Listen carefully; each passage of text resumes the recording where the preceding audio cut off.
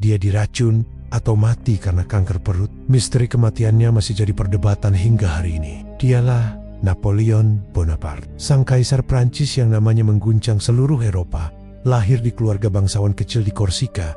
Siapa sangka pria bertubuh mungil ini akan menaklukkan separuh dunia. Mari kita selami kisah epik kebangkitan dan kejatuhan salah satu tokoh paling kontroversial dalam sejarah. Napoleon Bonaparte, nama yang identik dengan ambisi, kejeniusan militer, dan kekuasaan absolut. Tapi, bagaimana semua ini dimulai? Semuanya berawal dari revolusi Prancis. Di tengah kekacauan politik dan sosial, seorang perwira artileri muda bernama Napoleon melihat peluang. Dengan taktik militernya yang brilian dan keberaniannya di medan perang, kariernya melesat bagai roket. Ia tidak hanya memenangkan pertempuran, tetapi juga memenangkan hati rakyat Prancis yang mendambakan stabilitas dan kejayaan. Pada tahun 1799, melalui sebuah kudeta, Napoleon berhasil merebut kekuasaan dan menjadi konsul pertama Prancis. Tapi itu belum cukup baginya. 5 tahun kemudian, di Katedral Notre Dame, ia menobatkan dirinya sendiri sebagai Kaisar Prancis. Sebuah momen simbolis yang menunjukkan bahwa ia tidak berutang kekuasaan pada siapapun, bahkan pada paus sekalipun. Dari sinilah era penaklukan besar-besaran dimulai. Sebagai seorang ahli strategi militer, Napoleon nyaris tak terkalahkan. Ia memimpin Grande Armenia,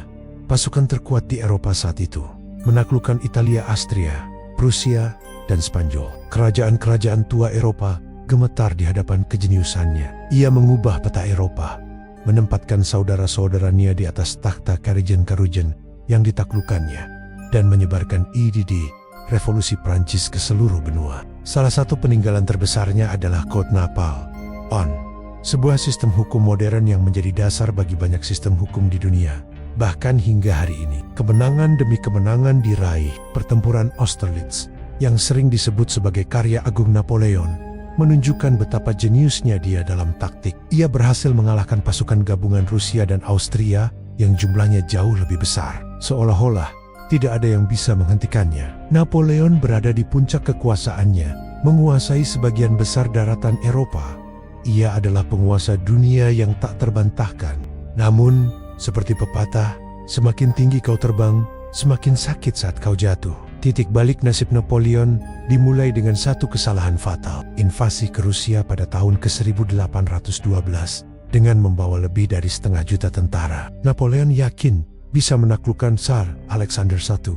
Namun, ia tidak memperhitungkan dua musuh utamanya, luasnya dataran Rusia dan musim dinginnya yang ganas. Pasukan Rusia menerapkan taktik bumi hangus, mundur sambil menghancurkan semua sumber daya yang bisa digunakan oleh pasukan Prancis. Saat musim dingin tiba, Grande Armée yang perkasa terjebak tanpa pasokan makanan dan pakaian hangat. Puluhan ribu tentara tewas bukan karena pertempuran, melainkan karena kelaparan dan kedinginan. Kampanye Rusia menjadi bencana militer terbesar dalam karier Napoleon. Ia kembali ke Prancis hanya dengan sebagian kecil dari pasukannya.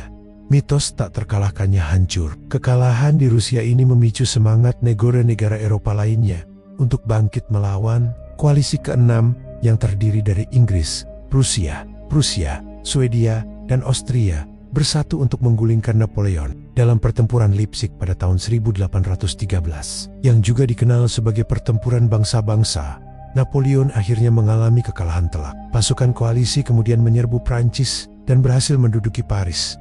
Pada tahun 1814, Napoleon dipaksa turun takhta. Ia diasingkan ke sebuah pulau kecil di Mediterania bernama Elba. Dunia mengira kisah Napoleon telah berakhir, tapi mereka salah. Kurang dari setahun, dengan karisma dan keberaniannya yang legendaris, Napoleon berhasil melarikan diri dari Elba dan kembali ke Prancis. Rakyat dan tentara menyambutnya bak pahlawan. Era 100 hari pun dimulai. Ia sekali lagi menjadi Kaisar Prancis, siap untuk bertempur kembali. Negara-negara Eropa yang terkejut segera membentuk koalisi ke-7 untuk menghentikannya untuk selamanya. Puncak dari semuanya terjadi di sebuah desa kecil di Belgia, Waterloo. Pada tanggal 18 Juni tahun 1815, pasukan Napoleon berhadapan dengan pasukan koalisi yang dipimpin oleh Adipati Wellington dari Inggris dan Gebhard von Scheer dari Prusia. Pertempuran berlangsung sengit sepanjang hari. Napoleon hampir saja meraih kemenangan. Namun kedatangan pasukan Prusia di saat kritis mengubah jalannya pertempuran. Grande Arme, hancur lebur. Waterloo menjadi akhir dari segalanya. Kali ini, tidak ada lagi ampun bagi Napoleon. Ia menyerah kepada Inggris dan diasingkan ke tempat yang jauh lebih terpencil dan dijaga ketat. Pulau Saint Helena, sebuah pulau vulkanik di tengah Samudra Atlantik. Disinilah sang penakluk dunia menghabiskan sisa hidupnya. Ia mendiktekan memoarnya, merenungkan kemenangan dan kekalahannya, hingga akhirnya meninggal dunia pada tahun 1821 di usia 51 tahun.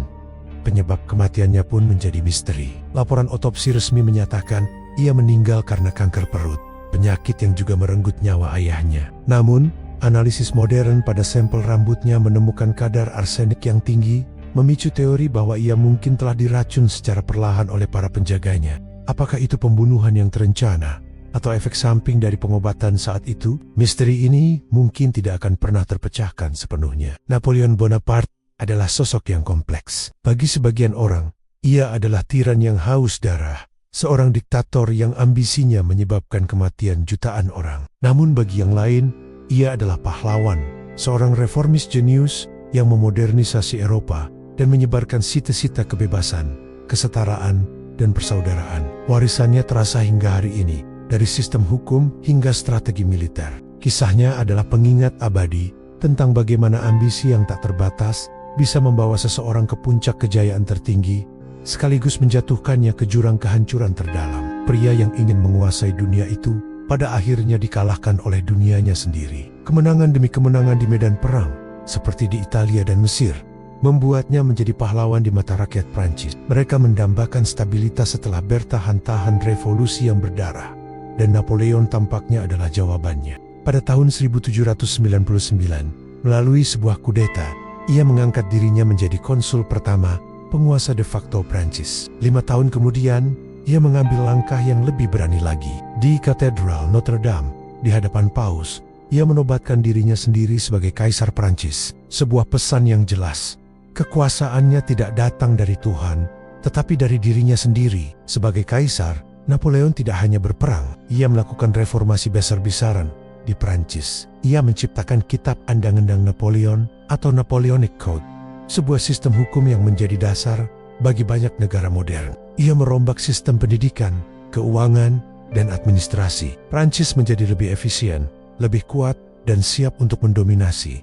Ambisinya tidak mengenal batas. Satu persatu, negara-negara Eropa jatuh ke tangannya. Austria, Prusia, Spanyol, Italia, semua bertekuk lutut di hadapan Grande Arme, enya yang perkasa. Ia menempatkan saudara-saudaranya di atas takhta, karijan-karijan yang ditaklukkannya. Peta Eropa seolah menjadi papan catur pribadinya. Namun, seperti kata pepatah, semakin tinggi kau terbang, semakin sakit saat kau jatuh.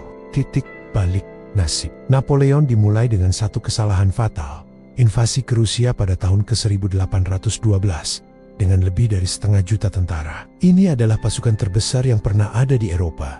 Napoleon berharap bisa mengalahkan Rusia dengan cepat. Tapi ia salah perhitungan. Musim dingin Rusia yang brutal, taktik bumi hangus yang diterapkan Rusia, dan jalur pasokan yang terlalu panjang menghancurkan pasukannya. Ia kembali ke Prancis dengan sisa-sisa tentaranya. Sebuah kekalahan telak yang mengguncang citranya yang tak terkalahkan. Kekalahan ini membangkitkan semangat musuh-musuh Napoleon. Koalisi negara-negara Eropa, termasuk Inggris, Austria, Rusia, dan Prusia, bersatu untuk menjatuhkannya. Pada tahun 1814, mereka berhasil menduduki Paris. Napoleon terpaksa turun takhta dan diasingkan ke pulau kecil Elba di Mediterania. Dunia mengira ini adalah akhir dari kisahnya.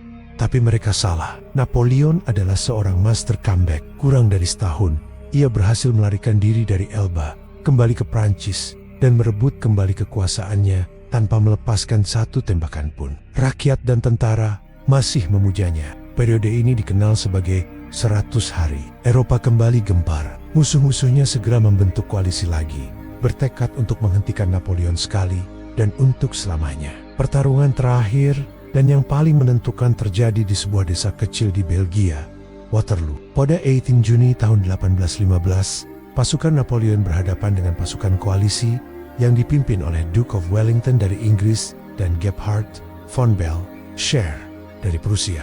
Pertempuran berlangsung sengit sepanjang hari. Napoleon nyaris menang, tapi kedatangan pasukan Prusia di shot-shot kritis membalikkan keadaan. Grande Arme hancur dan Napoleon kalah untuk terakhir kalinya. Kali ini tidak ada lagi kesempatan kedua.